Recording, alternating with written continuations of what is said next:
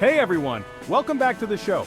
We all know New York City as the Big Apple, right? But have you ever wondered why it's called New York in the first place? It's a funny name when you think about it. New York, like a newer version of York. Well, get ready to have your mind blown because today we're diving into the fascinating history behind the name New York. Get comfy, grab your snacks because this is going to be a wild ride through time. We're going way back to the 1600s, long before skyscrapers and Broadway shows. Imagine a time when New York City was just a tiny settlement. It's a story involving explorers, kings, and even a duke. You know me, I love a good history lesson, especially when it involves a place as iconic as New York City. So buckle up and get ready to impress your friends with some serious trivia knowledge. Let's unravel the mystery of how New York got its name.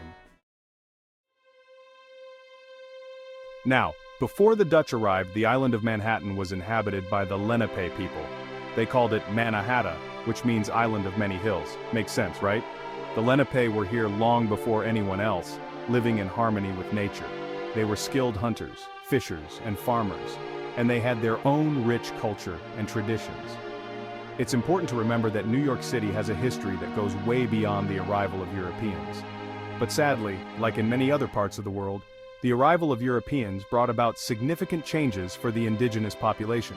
Diseases, conflicts, and displacement became all too common. It's a somber reminder that history is not always pretty. A duke, a deal, and a name change. Fast forward to 1664. England and the Netherlands, they weren't exactly best friends. They were rivals, always competing for power and land. So, the English decided to take New Amsterdam for themselves. They sent a fleet of warships led by a guy named Richard Nicolls. Now, Richard was a bit of a big deal back then. He was the Duke of York, hence the name York. The Dutch, well, they weren't too keen on fighting. They surrendered without putting up much of a fight, and just like that, New Amsterdam became New York. The Duke of York, being the guy in charge, got the honor of renaming the city after himself. Talk about a power move, right?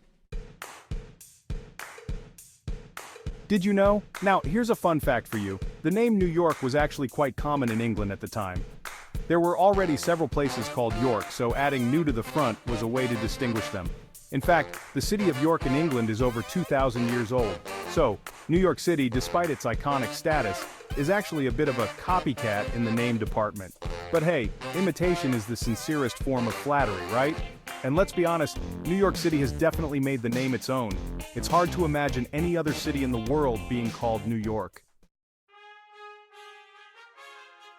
New York, New York, a name that resonates. So there you have it, the story of how New York got its name.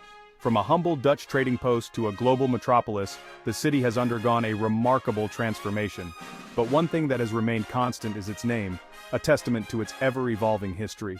Today, the name New York evokes images of towering skyscrapers, bustling streets, and a melting pot of cultures. It's a name synonymous with opportunity, diversity, and the relentless pursuit of dreams. From the bright lights of Broadway to the quiet corners of Central Park, New York City continues to captivate and inspire people from all walks of life. And it all started with a simple name change, a twist of fate that shaped the destiny of one of the world's most iconic cities.